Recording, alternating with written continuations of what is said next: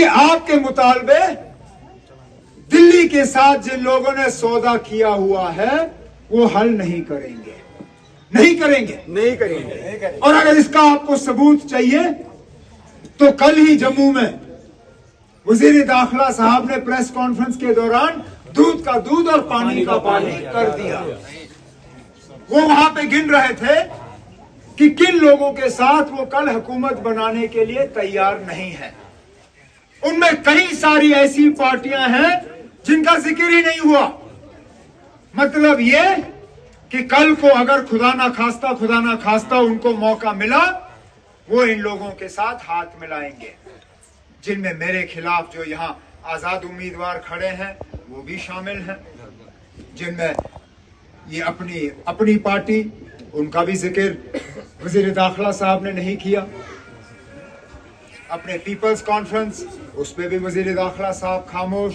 यहां तक कि जो मैं शायद सोच रहा था कि कम से कम और कोई नहीं तो इंजीनियर रशीद साहब की पार्टी का भी जिक्र वजीर दाखिला साहब करेंगे, उस पार्टी पे भी वजीर दाखिला साहब खामोश रहे। मतलब ये कि कल को अगर बीजेपी चाहे तो उनके साथ भी हाथ मिला के जो है हुकूमत बनाएंगे। उस बात पे फिर मेरे दिमाग में फिर वो कीड़ा जो है घुसना शुरू हुआ जिसका मैंने कल जिक्र किया था। खुदारा मुझे आप समझाएं, ये जेल से लोग मेरे पीछे इलेक्शन लड़ने के लिए क्यों पड़ जाते हैं? आखिर कुछ तो है। ये बात गौर करने लायक है, क्योंकि जब पहली बार बारामूला में हुआ मैंने इसको गलत नहीं समझा। मैंने सोचा ये आदमी वहीं का है, इसने वहां पार्लियामेंट इलेक्शन पहले भी लड़ा है, चलिए फिर लड़ने की तमन्ना रखता है, शायद उसी जज्बात में ये कागज भर रहा है। अब जब नतीजे निकले मैंने सोचा अल्लाह ताला को मेरी जीत मंजूर नहीं थी, किस्मत उसकी ठीक थी, मेरी किस्मत खराब थी, और मैंने इसके बारे में फिर गौर किया नहीं। लेकिन जब ये असेंबली के इलेक्शन आए, खबर आनी शुरू हुई कि जिस आदमी के कागज वहां जैनपुरा शुपैया में नामंजूर हुए वो यहां आएगा। फिर पता चला कि उसके कागज वहां नामंजूर क्यों हुए, कि उसको कहा गया ना आपको हमने यहां से इलेक्शन नहीं लड़वाना है, आपको हमने उमर अब्दुल्ला के खिलाफ मैदान में उतारना है। और फिर मैंने अपने साथियों से मशवरा किया।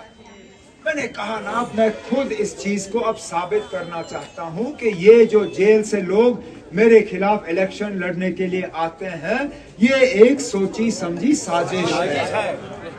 और मैंने उस दिन तय किया कि मैं दूसरी सीट पे कागज भरूंगा, लेकिन किसी को नहीं बताऊंगा कि मैंने भरने कहां से। हमने ना बीरवा का नाम लिया ना बड़गाम का नाम लिया, बल्कि चुपचाप तरीके से हमने कुछ जगहों पे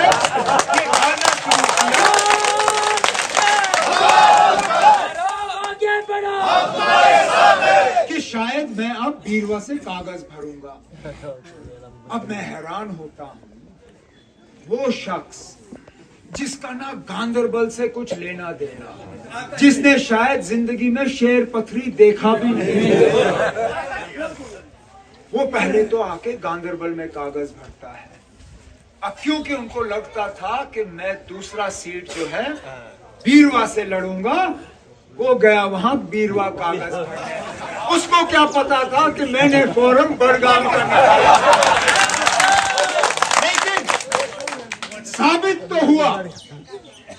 साबित हुआ कि ये लोग किसी और मकसद से मैदान में नहीं उतरे हैं। इनको उतारा गया है, और उतारा गया है सिर्फ एक शख्स को निशाना बनाने के लिए, वो मैं, आपका जो नामजद उम्मीदवार नेशनल कॉन्फ्रेंस की तरफ से गांदरबल से इलेक्शन लड़ रहा है। सिर्फ और सिर्फ मरकज की साजिश के तहत मुझे हराने के लिए इन लोगों को मैदान में जो है इस्तेमाल किया जा रहा है।